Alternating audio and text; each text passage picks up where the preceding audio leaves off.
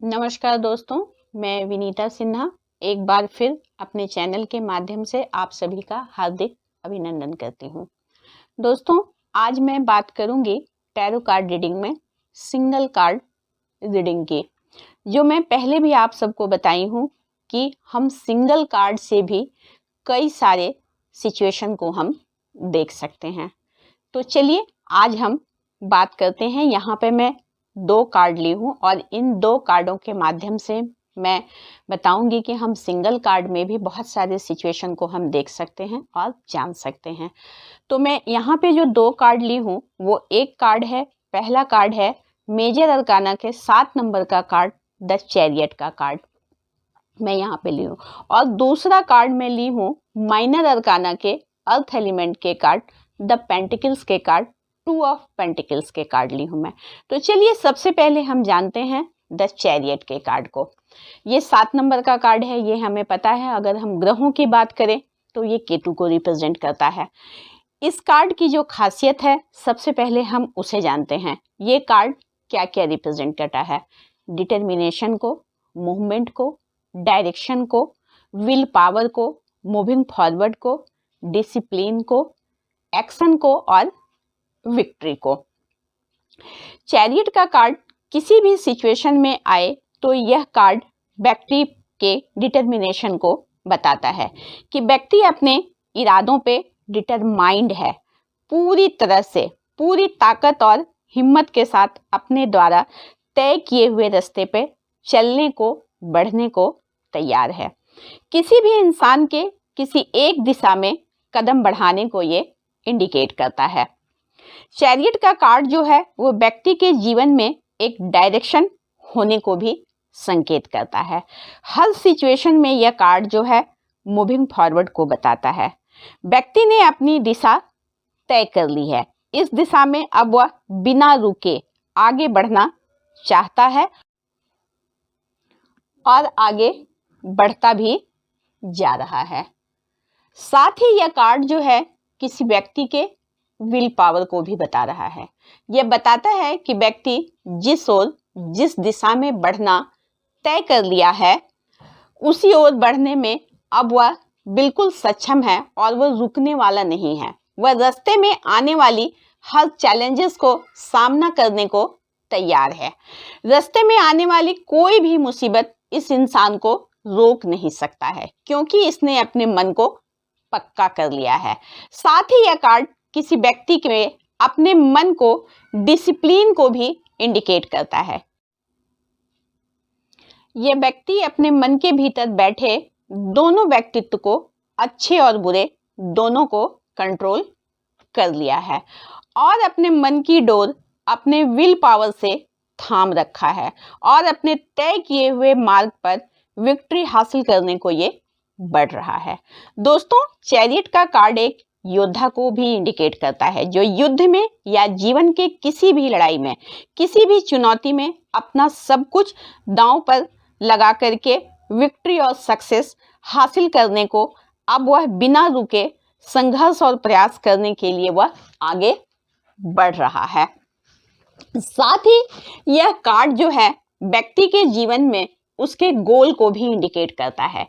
यह कार्ड जो है वह पूरी पावर, फुल एक्शन के साथ किसी भी कर्म को यह कार्ड बताता है। दोस्तों, द चैरियट का कार्ड मेजर अरकाना का एक बहुत ही पॉजिटिव कार्ड है। दोस्तों, इस तरह अगर आप कार्ड को रीड करते हैं समझ करके, तो आप एक सफल टैरो कार्ड रीडर बनने में आपको कोई भी नहीं रोक सकता है। चलिए इससे आगे हम एक और कार्ड को जानते हैं और एक सारे सिचुएशन में उस सिंगल कार्ड को भी हम लगाते हैं। अब जो दूसरा कार्ड मैं ली हूँ वह 2 ऑफ पेंटिकल्स का कार्ड ली हूँ।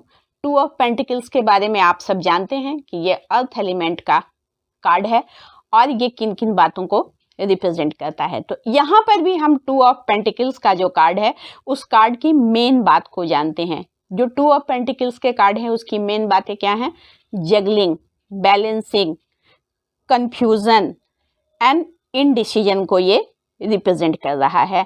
हम यहाँ देख रहे हैं कि एक व्यक्ति जो है वो 2 सिक्कों को बैलेंस करने की वह कोशिश कर रहा है। यहाँ किसी दो चीज को बैलेंस करने की कला या सिचुएशन को ये कार्ड जो है ये इंडिकेट करता है। साथ ही खेल का कहीं पे कोई अंत नहीं हो रहा है, लगातार जो है वो चल रहा है। हम इस कार्ड के पीछे की तरफ देखें तो समुद्र की लहरों पे दो जहाज है, दो उतार चढ़ाव वाली किसी सिचुएशन को इंडिकेट करता है। टू ऑफ पेंटिकल्स जो है वो एक ऐसे व्यक्ति को इंडिकेट करता है जो दो सिचुएशन के बीच में नाच रहा है। वह एक डायरेक्शन में बढ़ नहीं पा रहा है, बल्कि उन दो सिचुएशन को बैलेंस के चक्कर में सब एक ही जगह वह खड़ा हुआ वो नाच रहा है। खेल में वह उलझा हुआ है, एक चीज का वो चुनाव नहीं कर पा रहा है। व्यक्ति बैलेंस के चक्कर में अपनी सारी एनर्जी खत्म कर रहा है, क्योंकि अगर वह रुकेगा तो एक जो है पेंटिकल्स जो है, एक सिक्का जो है वो गिर जाएगा। इस चक्कर में वह व्यक्ति जगलिंग के खेल में रुकने को उसे फुर्सत नहीं मिल पा रही है और समझ नहीं पा रहा है कि वह कौन सा रास्ता चुने, किस दिशा में वह बढ़े। इस तरह एक ही सिचुएशन में जस के तस वह बना हुआ है। टू ऑफ पेंटिकल्स का जो कार्ड है वह इंडिकेट करता है कि व्यक्ति तय ही नहीं कर पा रहा है कि दो के बीच में वह किसे प्राथमिकता दे।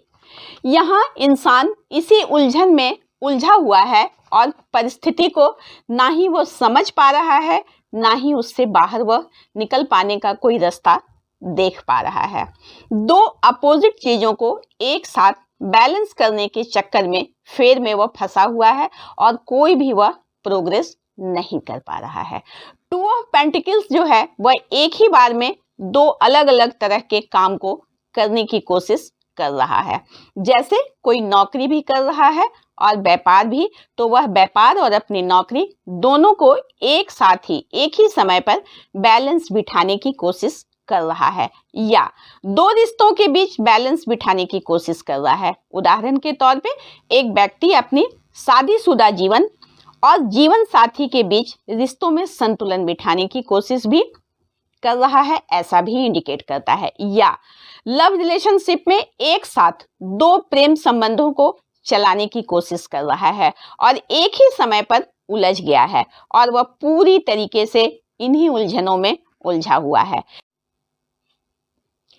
या अपने काम और पारिवारिक जीवन में बैलेंस बिठाने की कोशिश कर रहा है, लेकिन वह बिठा नहीं पा रहा है।